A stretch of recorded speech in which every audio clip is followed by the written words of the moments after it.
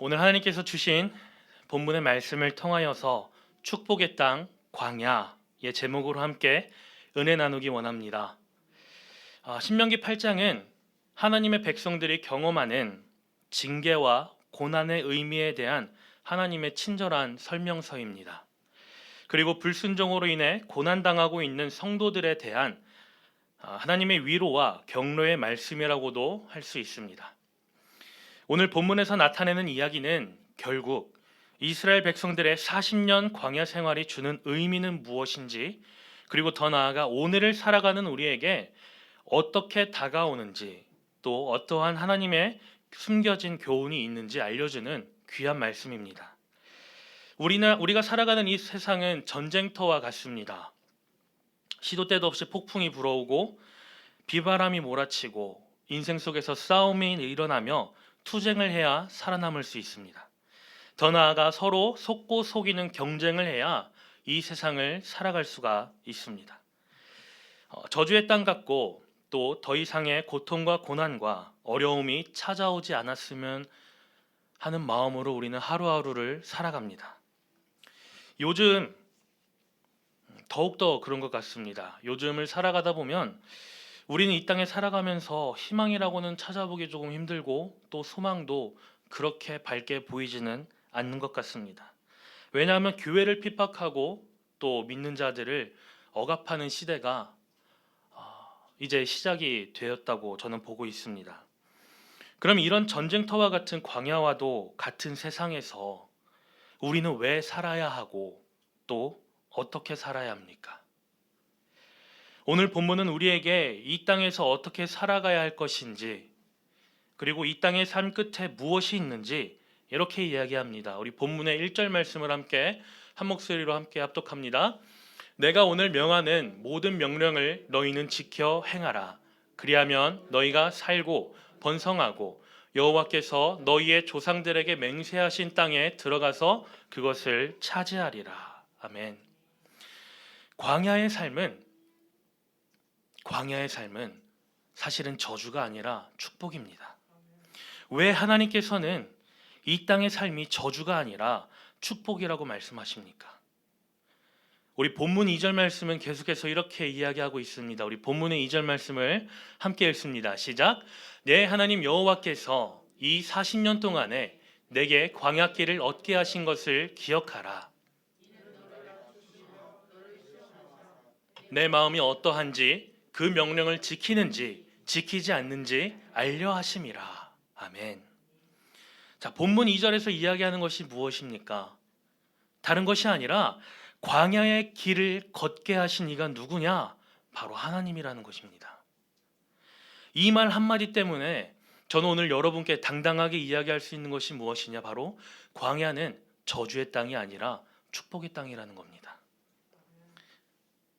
이해가 잘 가시죠?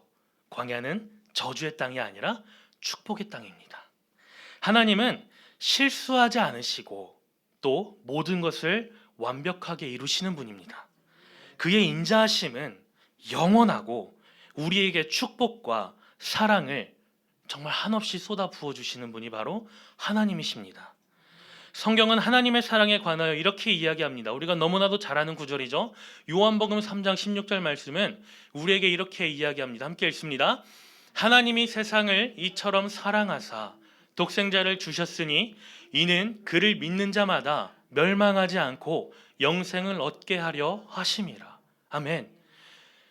요한복음 3장 16절에서 이야기하는 것이 무엇이냐? 하나님이 우리를 얼마나 사랑하시는지 그 독생자 아들 예수 그리스도까지 아낌없이 이 땅에 보내셨다는 겁니다. 선하시고 실수가 없으신 하나님께서, 나를 사랑하시는 그 하나님께서 나를 광야로 보내신 것입니다. 하나님이 그렇게 하셨기 때문에 우리가 살아가는 이 광야는 우리에게 고통스럽고 괴롭고 이해하기 어려울지라도 축복의 장소입니다. 그러나 이스라엘 백성들은 이 하나님의 깊고 깊은 사랑과 은혜를 알지 못했습니다. 깨닫지 못했습니다. 은혜를 모르는 사람이 하는 행동은 원망과 불평과 시비와 질투입니다. 이스라엘 백성들은 수많은 축복을 받았음에도 불구하고 하나님의 강력한 임재와 역사하심을 경험했음에도 불구하고 그들의 삶은 원망과 불평의 연속이었습니다. 지극히 작은 일 하나가 생겨도 그들은 하나님 앞에 불평했습니다. 끼니를 조금이라도 놓쳤으면 하나님께 불평하고 따졌습니다. 하나님께서 이스라엘 백성들을 광야에 두신 이유는 그들을, 바로 이스라엘 백성들을 겸손하게 하기 위함입니다. 원망하지 않고 불평하지 않는, 오직 하나님만 바라보며 나아가는 하나님의 백성들로 만들기 위함인데, 이스라엘 백성들의 40년 광야 생활을 보면 감사와 기쁨과 평안이 넘치기는커녕 오히려 불평과 원망과 하나님을 향한 손가락질이 난무합니다. 이때 당시 광야를 헤매던 이스라엘 백성들은 어떠한 사람들입니까? 우리가 잘 알듯이 그들은 애굽에서 하나님의 강력한 임재를 경험한 자들입니다. 10가지 재앙으로 그때 당시 강대국이었던 애굽 땅을 타파하시는 하나님을 보았고 경험했습니다.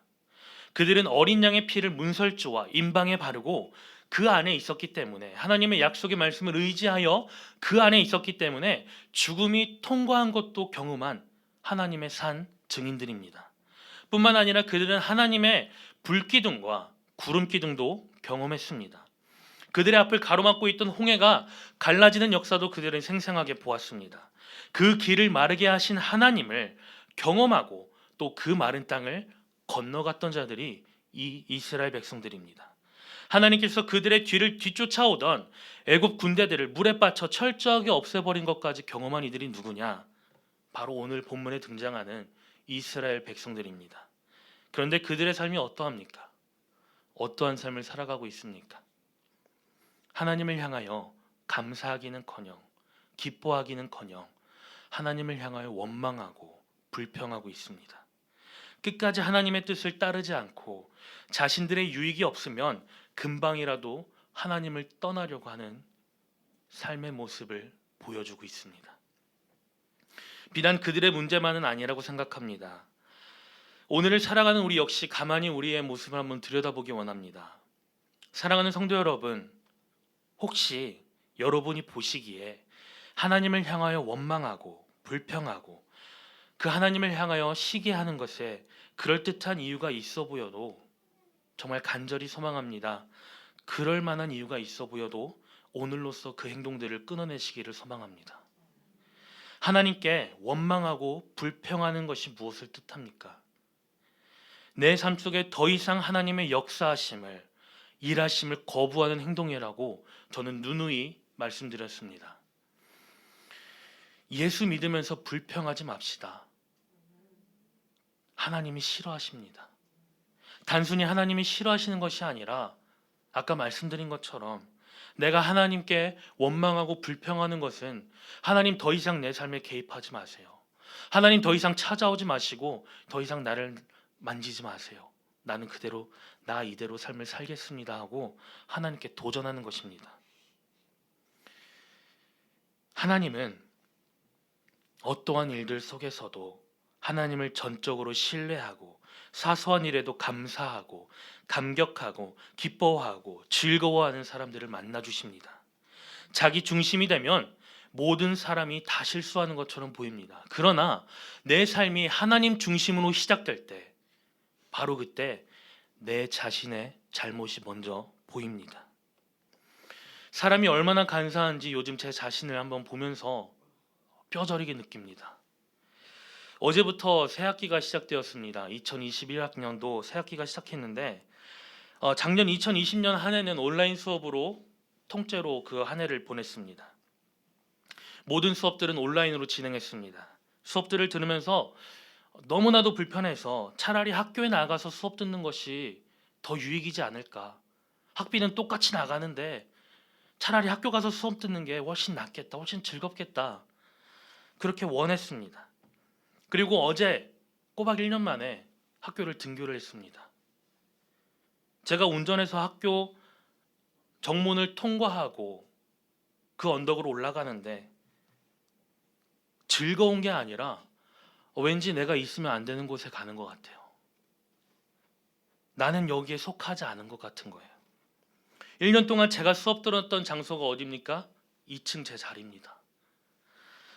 근데 어제부터 여러 강의실들을 돌아다니고 들어갈 때마다 발열 체크를 해야 되고 학교 QR코드를 보여줘야 되고 수업을 들으러 왔다 갔다 하는 제 자신의 모습을 보면서 너무나도 어색했습니다. 강의를 들으러 강의실을 찾아다니는 중인데 얼른 들어가서 자리에 앉아야지, 좋은 자리에 앉아야지가 아니라 언제 집에 가지? 분명 OT 기간 20분 30분인데 이거 들으려고 내가 여기로 왔나? 그런 생각이 너무나도 많이 듭니다. 이렇게 우리는 우리가 원하지 않는 장소에 가면 불편하고 답답합니다. 괴롭고 힘들고 빨리 이 시간이 지나갔으면 하는 마음이 듭니다. 왜 불편하고 어려운 시기가 있고 왜 우리는 수업을 들어야 되고 무엇인가를 배워야 합니까? 그것은 나중에 우리가 이 세상을 살아갈 때에 보다 더 잘 살기 위해 우리는 훈련받는 기간입니다. 이처럼 하나님께서도 우리를 이 광야로 내보내신 이유가 있습니다. 그 이유는 무엇이냐? 바로 우리의 이 세상적인 생각과 습관과 문화를 깨끗하게 청소하기 위함입니다. 더 이상의 세상적인 생각과 습관과 문화를 찾지 않고 따르지 않을 때 온전히 하나님의 영광을 보고 젖과 꿀이 흐르는 그 약속의 땅으로 나아갈 수 있는 하나님의 백성이 되어가는 과정이 바로 이 광야에서의 삶입니다.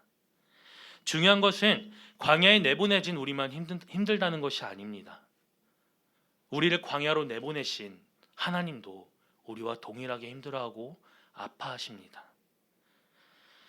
하나님께서 우리를 얼마나 사랑하시는지 아까 우리가 읽었잖아요. 하나님이 이처럼 사랑하사 독생자를 주셨으니. 하나님이 나를 사랑하지 않는다면 자신의 그 외아들 예수 그리스도를 주실 이유가 없습니다. 그런데 성경에서 이야기하는 것이 무엇입니까? 하나님이 우리를 얼마나 사랑하시는지 자기의 그 아들까지도 십자가에 내놓기까지 우리를 사랑하셨다는 겁니다. 하나님께서는 우리를 단순히 광야로 보내놓고 방관하고 계시지 않습니다. 지금 이 순간까지도, 오늘 예배드리러 오는 그 순간까지도, 지금 앉아서 선포되어진 말씀을 듣는 이 순간까지도 하나님 여러분의 삶을 계획하신 겁니다. 바로 지금 여러분의 옆에 앉아서 여러분과 함께 계시면서 여러분들을 바라보고 지켜보고 계시다는 겁니다. 마치 아버지가 사랑하는 자녀를 쳐다보고 내 어머니가 나를 쳐다보고 나를 훈계하고 그렇게 하는 것처럼 하나님은 광야에 살아가는 나 자신을 바라보며 나에게 때로는 훈계하시고 나를 위로하시고 나와 동행한다는 사실을 우리는 잊지 말아야 합니다. 우리가 하나님의 약속의 땅으로 들어갈 수 있도록 우리의 성품과 인격과 삶을 만들 때까지 하나님께서는 우리를 양육하고 계십니다. 그것이 바로 광야의 삶입니다. 지금 우리가 살아가고 있는 이 땅이고 우리가 받고 있는 어려움과 고난과 아픔입니다. 사랑하는 성도 여러분, 하나님께서 다른 이도 아니라 하나님께서 여러분 한 분 한 분을 택하시고 이 광야를 걸어갈 것을 명하십니다. 하나님께서 나를 이 땅 가운데로 보내셨습니다. 하나님이 하셨다면 내 시선에 어떠하든지 그것은 선한 것입니다. 우리의 영적인 유익을 위함입니다. 한 가지 소망이 있다면 정말 간절한 한 가지 소망, 제가 말씀을 준비하면서 이거 하나라도 우리가 붙들고 나아갔으면 하는 소망이 있다면 바로 여러분께서 이 광야의 삶이 축복이라는 것을 믿으시는 겁니다. 이 땅 위의 삶이 축복임을 인정할 때 우리의 세상길은, 우리의 이 광야길은 더 이상 고난과 고통과 어려움이 아니라 기쁨과 감사와 축복의 땅입니다. 그렇다면 왜 광야의 길이 축복이고 아름답습니까? 단순히 그냥 하나님이 보내셨기 때문에 아름답습니다. 하나님이 여러분들을 보내셨기 때문에 선한 길입니다. 그게 아니라 왜 이 땅이 아름답고 축복된 땅이냐? 이 땅 위에서 우리를 통해 또 우리에게 이루실 하나님의 위대한 목표가 있다고 성경은 이야기합니다. 오늘 본문의 2절 말씀 우리 다시 한 번 더 함께 읽기 원합니다. 함께 읽겠습니다. 내 하나님 여호와께서 이 40년 동안에 내게 광야길을 얻게 하신 것을 기억하라. 내 마음이 어떠한지 그 명령을 지키는지 지키지 않는지 알려 하심이라. 아멘. 자, 하나님께서 이스라엘 백성들을 또 우리들을 광야에 두시며 두 가지를 원하셨습니다. 두 가지. 첫 번째는 겸손함입니다. 겸손함. 인생의 가장 큰 축복은 바로 낮아지는 것입니다. 인간의 최고의 문제는 무엇이냐? 낮아지는 것의 반대, 교만함입니다. 교만함. 교만한 사람은 자기가 내가 교만한 행동을 했구나 깨닫기 전까지 변화되지가 않습니다. 그 교만한 사람은 자신이 깨닫기까지 우리가 아무리 그 옆에서 너 왜 이렇게 교만해? 너 좀 낮아져봐, 겸손해져봐 이야기한다 한들 듣지를 않습니다. 가르칠 수도 없고 그 사람을 우리는 바꿀 수도 없습니다. 하나님은 이스라엘 백성들이 하나님 앞에서 그렇게 원망하고 불평했기 때문에 그들을 40년 동안 광야를 계속해서 돌게 하며 훈련하시고 교육하셨습니다. 그 말은 무엇이냐? 하나님 나라에 들어갈 백성들은 하나님 앞에서 교만해서는 안 된다는 겁니다. 하나님 앞에서 겸손해야 된다는 겁니다. 하나님은 오늘을 사랑하는 그리스도인들, 바로 여러분, 나까지도 겸손하기를 원하십니다. 낮추신다의 의미, 그것은 다른 것이 아니라 겸손하게 만든다의 의미입니다. 진정한 하나님의 사람은 교만한 것이 아니라 온유하고 겸손하고 자기를 낮출 줄 아는 사람입니다. 높은 사람보다 낮은 사람이 하나님의 사람에 가깝습니다. 반대로 세상 권세 잡은 자의 성격은 어떻습니까? 교만합니다. 오만합니다. 얼마나 교만한지 자기가 했던 일들을 드러내기 바쁘고 자기가 인정받기 바쁘고 자기가 항상 맨 앞에서 무언가를 해야 합니다. 하나님을 향하여 도전하고 불평하고 원망하는 것이 세상 권세 잡은 자들의 모습입니다. 하나님의 역사하심을 거부하고 하나님의 섭리를 거절하며 임재를 거부하는 것입니다. 우리가 광야에 살아가는 이유, 그것은 다른 것이 아니라 하나님 앞에 진실되게 겸손함으로 훈련받기 위해 하나님은 여러분들을, 우리를, 나를 지금 이 광야길로 걷게 하시는 겁니다. 둘째 목적은 시험하기 위함이라고 오늘 본문의 2절은 이야기합니다. 이스라엘 백성들이 하나님 말씀에 순종하는지 안 하는지 시험하시겠다는 하나님의 계획입니다. 초등학교 때부터 고등학교 때까지 시험 성적이 어떠하든지 상관 안 하고 단지 출석을 잘하면 졸업장을 줍니다. 그런데 대학교에 들어와서는 대학교에서 요구하는 그 점수에 맞지 않으면 절대로 졸업장을 주지 않습니다. 마찬가지로 하나님은 광야라는 곳에 우리를 집어넣으시고 하나님의 말씀, 이 성경대로 살아가는지 하나님이 시험하시겠다고 우리에게 이야기하십니다. 그것이 바로 광야에서의 삶입니다. 어떻게 사람이 겸손해질 수 있습니까? 어떻게 하면 나는 겸손해지고 나는 낮아질 수 있습니까? 가장 확실한 방법은 그 사람에게 고통을 주는 겁니다. 정말 잔인하고 속상하지만 내가 고통 가운데 있을 때 나는 겸손해집니다. 이 사람을 굶기고 물을 안 주고 잠을 못 자게 하면 사람은 그렇게 한없이 약하게 무너집니다. 그러나 반대로 편안하게 해주고 원하는 것을 다 들어주고 살기 편안하게 해주면, 그런 조건들을 만들어주고 환경들을 만들어주면 사람은 희한하게 겸손해지지 않고 거만해집니다. 이스라엘 백성들이 그러한 삶을 살았습니다. 어떠한 삶을 살았습니까? 애굽을 탈출했는데 거대한 그 홍해가 그들 앞을 가로막자 모세를 향해서 뭐라고 얘기합니까? 너희가 나를 죽을 데가 없어서 여기까지 끌고 와서 죽이려고 하느냐? 돌아가자. 애굽으로 돌아가자. 수없이 이야기합니다. 하나님이 홍해를 갈라주셨습니다.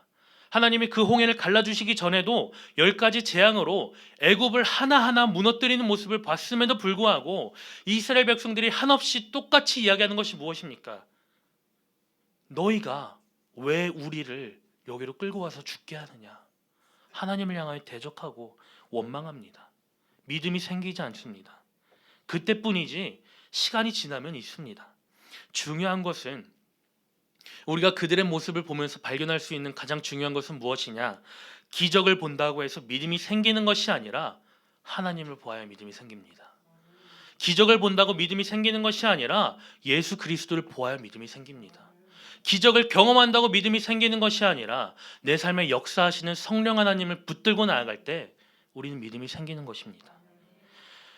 우리가 잘 아는 사람이죠. 모세 한번 보십시다. 모세는 어떤 사람입니까? 그는 왕의 특권을 갖고 있는 사람입니다. 비록 출신은 이스라엘의 레위 지파에 속한 사람이었지만 바로의 딸에게 입양되어서 애굽의 왕자의 신분으로 살아갔던 사람이 바로 모세입니다. 그는 태어나서 살아가면서 애굽의 수학과 지리학과 철학과 문학을 배우며 커갔습니다. 교육을 받은 사람입니다. 엘리트 교육을 받았죠. 그의 신분은 애굽의 왕자였지만 그는 이스라엘 백성들을 사랑하는 것도 잊지 않았습니다. 얼마나 훌륭한 사람입니까? 그 사랑하는 마음이 얼마나 큰지 자기의 동족이 고통을 당하자 그 애굽 사람을 쳐서 죽이기까지 합니다. 그리고 그는 도망자의 신세로 전락합니다. 40년 동안 광야에서 살아가면서 말 못하는 짐승과 풀 한 폭이 보기 어려운 그 광야에서 아무 소망과 희망이 없어 보이는 그 땅에서 그는 40년 동안 무엇을 했느냐? 하나님 안에서 겸손과 온유함을 배웠습니다.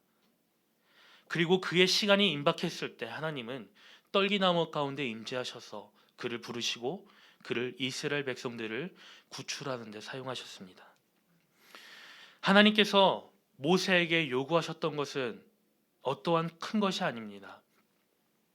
모세 네가 애굽 말을 배웠지. 너 애굽 말 잘하지. 너 애굽의 지리를 잘 알지. 문학을 잘 알지. 철학을 잘 알지. 그들의 종교를 잘 알지. 그것이 아니라 모세야 내 신을 벗어서 내 앞으로 나와라. 하나님이 요구하신 것은 너의 어떠한 지식을 자랑하라 드러내라가 아니라 내 앞으로 나와. 네가 있는 그곳은 거룩한 곳이니 내 신을 벗어라. 하나님 앞에 순종함을 요구하셨습니다. 다른 것을 요구한 것이 아닙니다. 순종함을 요구하셨습니다. 순종이 무엇이냐? 순종은 완벽한 신앙의 자세입니다. 하나님이 우리에게 요구하는 것이 무엇이냐? 여러분의 지식을 요구하는 것이 아닙니다. 여러분의 물질을 요구하는 것이 아닙니다. 하나님은 여러분의 순종을 원하십니다. 순종은 신앙의 절정입니다. 말할 줄 몰라서 안 하는 것이 아니고 몰라서 안 하는 것이 아닙니다. 침묵하면서 그 자리에서 묵묵히 하나님 말씀에 따라 순종하는 것이 바로 하나님께서 오늘 우리에게 요구하시는 단 한 가지 조건입니다. 예수님은 어떠했습니까? 예수님을 한번 살펴봅시다. 예수님은 십자가에 매달려 죽기까지 침묵하시고 순종하셨습니다. 십자가를 지시기까지 순종하셨고 십자가 앞에서 철저하게 외면하시는 그 하나님을 예수님은 끝까지 믿고 신뢰했습니다. 그리고 순종함으로 그 십자가를 기쁨으로 받아들였습니다. 우리의 삶이 이러해야 합니다. 내 상황과 내 환경이 어렵고 힘들지라도 하나님께서 나를 지금 이 순간만큼은 버리신 것처럼 하나님이 철저하게 나를 외면한다고 생각될지라도 우리는 묵묵히 순종함으로 하나님께 나아가야 할 줄 믿습니다. 내 기도는 듣지 않으시고 내 삶에 역사하지 않으시고 나의 가정 가운데 개입하지 않는 것처럼 느껴질지라도 하나님은 그 순간까지도 여러분 옆에 계시는 것임을 잊지 마시기 바랍니다. 그럴 때 하나님께서는 우리를 통하여 영광 받으실 것이고 우리를 통하여 아까 우리가 고백한 찬양처럼 우리를 통하여 일하시는 겁니다. 내가 하나님 앞에 주님 이제 아무것도 없어요. 주님 이제는 주님밖에 없어요. 고백할 때 나 자신을 내려놓고 온전히 하나님께로 나아갈 때 그때가 바로 하나님의 때입니다. 그때가 바로 하나님이 역사하시는 퍼펙트한 타이밍입니다. 우리가 광야로 나왔다면 우리는 다른 것을 보는 것이 아니라 우리는 하나님을 바라봐야 합니다. 이스라엘 백성들에게는 먹을 것도 없었습니다. 마실 물도 없었습니다. 낮에는 뜨거운 태양이 그들 머리 위에서 내리쬐었고 밤에는 혹한의 추위가 그들을 덮쳤습니다. 그런 그들을 보시고 하나님께서는 은혜를 베푸사 어떻게 하셨습니까? 낮에는 구름 기둥으로 그들을 덮으셨고 밤에는 불 기둥으로 그들과 함께 하셨습니다. 배가 고프다는 그들의 요구에 맞춰서 하나님은 매 시간마다 매 아침마다 만나를 내려주셨습니다. 만나를 먹다가 지치고 질리자 고기를 달라고 요구하자 하나님은 수많은 메추라기 떼를 그들에게 보내셨습니다. 뿐만 아니라 물이 마시고 싶다는 그들의 요구에 하나님은 어떻게 하셨습니까? 물을 내어주셨습니다.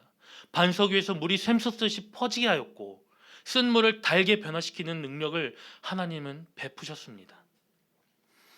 이스라엘 백성들은 하나님을 바라볼 수밖에 없었고 그들에게 있어서 하나님은 그들의 전부였습니다. 이제 우리의 삶을 한번 들여다봅시다. 우리는 어떻게 살아가고 있습니까? 여러분은 오늘까지 어떻게 살아오셨습니까? 우리는 너무나도 쓸데없는 것에 관심이 많지는 않습니까? 당연히 여길 뿐더러 우리가 누리고 있는 그 모든 것이 어느 정도 시간이 지나면 지루해집니다. 새로운 걸 갖고 싶어하고 새로운 걸로 바꾸고 싶어합니다. 하나님도 그 중에 하나처럼 느끼고 여길 때가 없잖아 있습니다. 그래서 우리는 하나님을 잘 믿다가도 어느 순간 하나님을 등질 때가 너무나도 많습니다. 오늘 본문의 3절 말씀은 그런 우리에게 이렇게 이야기하고 있습니다. 우리 본문의 3절 말씀 함께 읽겠습니다. 함께 읽습니다. 너를 낮추시며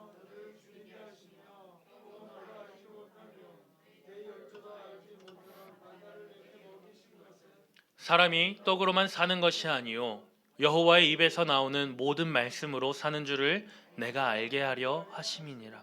아멘. 사람이 떡으로만 사는 것이 아니요.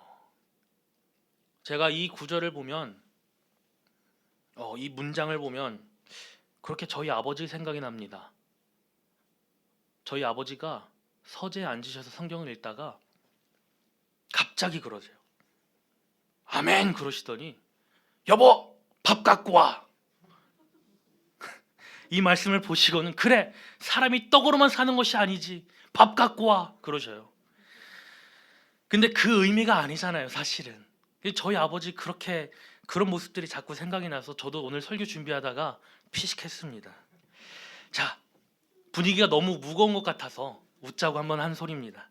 떡으로만 산다는 것이 무엇을 의미합니까? 떡으로만 산다. 떡으로만 산다는 것은 우리 인간의 방법으로 산다는 것을 하나님은 이야기하시는 겁니다. 떡으로만 산다. 내 방법과 내 고집과 내 지식으로 산다는 겁니다. 하지만 하나님의 사람은 떡으로만 사는 것이 아니고 하나님과 더불어 삽니다. 다시 한번요. 하나님의 사람은 떡으로만 사는 것이 아니고 하나님과 동행하며 더불어 삽니다. 누가 하나님의 사람입니까? 세상 음식을 먹는 사람은 세상 사람이고 하나님이 주시는 양식을 먹는 사람은 하나님의 사람입니다. 하나님의 양식이 무엇입니까? 오늘 여러분이 들고 오신 이 말씀이 하나님의 양식입니다. 우리가 이 말씀을 정말 이렇게 덮어놓고 믿는 것이 아니라 펼치고 주님 오늘은 주님 나에게 무슨 말씀을 하십니까? 주님 오늘은 나에게 어떠한 은혜를 주십니까? 어떠한 영적인 양식을 주십니까? 고백하며 나아가야 하는 붙들고 나아가야 하는 하나님의 양식이 바로 이 성경입니다. 세상 즐거움과 유익과 쾌락을 쫓아 살아가는 사람은 세상의 사람입니다. 그러나 영의 유익과 하나님이 주시는 즐거움과 감사와 기쁨으로 살아가는 사람이 하나님의 사람입니다. 사랑하는 성도 여러분, 여러분께 묻겠습니다. 여러분은 세상에 속한 사람입니까? 하나님께 속한 사람입니까? 선뜻 대답하기가 어려워요. 그 말씀을 들으니까 선뜻 대답하기가 어려워. 나는 하나님의 사람인가 세상의 사람인가? 여러분은 어떠한 사람입니까? 혹시 오늘까지 지금 여기까지 오는데 오늘까지 오시면서 세상에 속한 사람으로 사셨다면 오늘 이 시간 우리 돌이킵시다. 우리 하나님의 사람으로 살아갑시다. 하나님께 속한 사람으로 살아갑시다. 세상의 유익을 쫓아가는 사람이 아니라 영적인 유익을 쫓아가는 사람이 됩시다. 하나님이 주시는 기쁨과 유익과 쾌락을 쫓아 살아가는 사람이 됩시다. 아멘. 이 마스크 때문에 들리지를 않아요. 아멘. 끝까지 하나님의 유익을 따라, 하나님의 영적인 양식을 따라 살아가 하나님의 사람으로서 천국에서 만나길 소망합니다. 우리 옆에 분들을 보시면서 이렇게 인사합시다. 천국에서 만납시다. 천국에서 만납시다. 정말로 우리 천국에서 만납시다. 우리 하나님 똑바로 믿으며 나아갑시다. 우리 정말 하나님께 속한 사람으로서 살아갑시다. 마지막으로 이 광야의 길은 어떠한 길이냐? 양육하기 위하여 예비된 길입니다. 그래서 광야에는 고통이 따릅니다. 제한적이 따릅니다. 괴로움이 따릅니다. 기다림이 있고 안타까움이 있는 곳이 바로 광야입니다. 그렇지만 이 광야의 길은 우리가 변화받는 길입니다. 우리의 영이 변화받는 길이고 우리의 영이 성장하는 길이고 우리의 영이 새로워지는 새 사람의 옷을 입는 길이 어디냐? 광야의 길입니다. 광야에서 보석을 발견하고 기뻐하며 감사하며 찬양하는 아름다운 모습들이 우리 성도님들 얼굴에 비춰지길 예수님의 이름으로 축복합니다. 물론 예수님을 믿는다고 늘 행복하고 즐거움만 있는 것은 아닙니다. 때로는 모순적인 일들이 있을 수 있고 갈등도 생기고 또 속상함도 생길 수 있습니다. 그러나 이 모든 것들과 이 모든 순간들을 통해서 하나님은 나를 온전히 새롭게 만들어 주시고 우리는 하나님 안에서 새롭게 태어나는 것을 경험하는 것입니다. 오늘 본문의 4절 말씀은 우리에게 이렇게 이야기합니다. 우리 함께 읽겠습니다. 이 40년 동안에는 내 의복이 헤어지지 아니하였고. 아멘. 40년 동안에 너의 의복이 헤어지지 않고 내 발이 부르트지 않으리라. 고난이 오면 우리의 몸은 망가집니다. 힘듭니다. 속상합니다. 포기하고 싶습니다. 좌절합니다. 실패합니다. 그러나 오늘 본문이 이야기하는 것이 무엇입니까? 4절 말씀이 이야기하는 것이 의복이 헤어지지 않고 발이 부르트지 않는다. 그것이 무엇이냐? 하나님의 은혜입니다. 우리가 고난을 받고 어려움에 처할지라도 하나님과 동행한다는 사실을 우리가 깨닫고 믿음으로 믿고 나아갈 때에 우리의 몸은 힘들어도 우리의 영은 살아납니다. 몸은 힘들어도 우리의 영은 살아납니다. 하나님은 이 고난을 통하여 하나님의 사람들을 영광스럽게 만들 것이고 복된 사람으로 축복해 주십니다. 그 증거의 말씀이 무엇이냐? 4절 말씀에 이 40년 동안에 내 의복이 헤어지지 아니하였고 내 발이 부르트지 아니하였느니라. 이것이 바로 약속의 말씀입니다. 사랑하는 성도 여러분, 여러분이 살아가는 동안 여러분이 걸어가는 이 광야의 길을 힘들고 어렵고 지치고 포기하고 싶은 줄 압니다. 그러나 우리가 천국으로 들어갈 때, 그러나 우리가 하나님을 만날 때, 그러나 우리가 하나님이 나와 동행하신다는 것을 믿으며 경험할 때 나의 영은 새롭게 되는 것을 여러분은 체험할 수 있는 것입니다. 우리가 읽지는 않았지만 하나님께서는 영광스럽게 하실 것이라는 약속의 말씀을 7절부터 10절 말씀까지 주십니다. 우리 함께 7절부터 10절의 말씀을 함께 읽겠습니다. 내 하나님 여호와께서 아름다운 땅에 이르게 하시나니 그곳은 골짜기든지 산지든지 시내와 분천과 샘이 흐르고 밀과 보리의 소산지요 포도와 무화과와 석류와 감람나무와 꿀의 소산지라. 내가 먹을 것에 모자람이 없고 내가 아무 부족함이 없는 땅이며 그 땅의 돌은 철이요 산에서는 동을 캘 것이라. 내가 먹어서 배부르고 그를 찬송하리라. 아멘. 고난과 훈련의 때가 끝나면 하나님께서는 우리를 위해 예비하신 놀라운 축복의 자리로 우리를 인도하십니다. 그 자리가 바로 영원한 하나님의 나라 천국입니다. 그러므로 광야에 산다는 이유로 우리는 어려워하고 힘들어하고 고통스러워할 필요가 없습니다. 우리의 최종 목적지는 이 땅이 아니라 바로 하나님의 나라이기 때문입니다. 사랑하는 성도 여러분, 인생을 하나님과 더불어 성실하게 산 사람은 하나님이 천국의 면류관을 그에게 씌워주십니다. 마침내 그렇게 하십니다. 그러므로 지금 당장 내 상황과 현실이 어려울지라도, 고난과 어려움과 고통이 가득할지라도 우리는 포기하지 말고 좌절하지 말고 실망하지 말아야 합니다. 하나님께서 우리를 위로하시고 우리와 동행하사 우리의 모든 어려움들을 이겨낼 힘을 주십니다. 지금 내가 살아가는 이 광야의 땅이 축복의 땅임을 믿음으로 선포하시기를 소망합니다. 이보다도 더 좋은 축복의 기회는 없습니다. 이 땅을 살아가며 마주하는 고난과 어려움과 힘듦을 하나님 안에서 이겨내시기를 바랍니다.